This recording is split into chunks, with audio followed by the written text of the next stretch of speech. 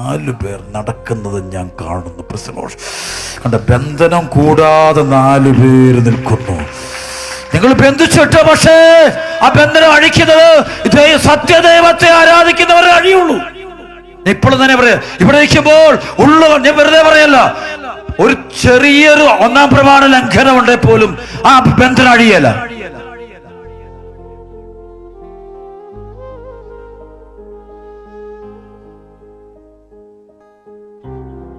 ബന്ധനം അഴിയില്ല, ഒരിക്കലും അഴിയില്ല.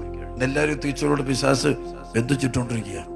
കാറ് വിളിയോട് വിളി പ്രാർത്ഥിക്കുന്നുണ്ട്. എല്ലാവരും ദൈവം യേശുവേ എന്ന് വിളിക്കുന്നുണ്ട്. അത് ഇവിടെ ഇരിക്കുമ്പോൾ യേശു എന്ന് വിളിക്കും. വീട്ടിൽ ഹോട്ടൽ കാണുമ്പം വേറെ വിളിക്കും, കള്ള് ഷാപ്പ് കാണുമ്പം വേറെ വിളിക്കും,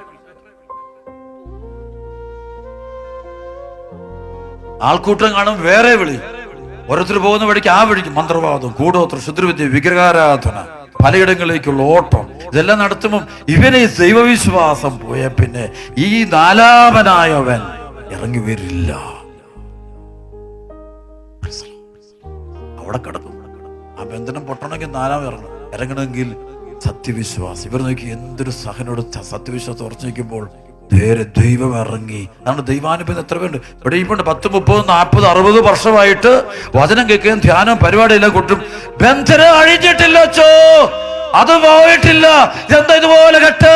നീ ആരാധിക്കുന്നത് ആര്? ദൈവാരാധനയ്ക്ക് നീ ദൈവാരാധനത്തെ 10 പ്രമാണത്തിന് നീ സ്ഥാനം കൊടുത്തിട്ടുണ്ടോ? ഈ തട്ടിക്കൂട്ട് പ്രാർത്ഥനയും പരിപാടിയൊക്കെ നിർത്ത്. കർമ്മങ്ങളാണ് കർമ്മം നടത്തി പ്രീതിപ്പെടുത്താൻ വേണ്ട. അങ്ങനെ പ്രീതിപ്പെടുത്തില്ല. നേർച്ച വാരി അടിഞ്ഞൊന്നും ദൈവത്തെ ഒന്നും പ്രീതിപ്പെടുത്താൻ പറ്റത്തില്ല. പെരുന്നാൾ കഴിച്ചാലും ദൈവത്തെ പ്രീതിപ്പെടുത്താൻ പറ്റത്തില്ല. പുറമേ കുറെ കാലം ഇവൻ ഞാൻ ഉപവാസ പ്രാർത്ഥന നടത്തിയാൽ പോലും നടത്താൻ പറ്റത്തില്ല. കാരണം ഉപവാസ പ്രാർത്ഥന നടത്തുമ്പോഴും നിന്റെ ഉള്ളിൽ ദൈവാരാധന, യേശുവാണ് എൻ്റെ കർത്താവ്, യേശുവാണ് എൻ്റെ ദൈവമെന്ന് ഉറച്ച് വിശ്വസിച്ചുകൊണ്ട് അത് പൂർണ്ണമായി വിട്ടുകൊടുത്തൊരു വ്യക്തിക്ക് മാത്രം, അത് 100% ആരാധന എന്ന് വെച്ചാൽ ദൈവം.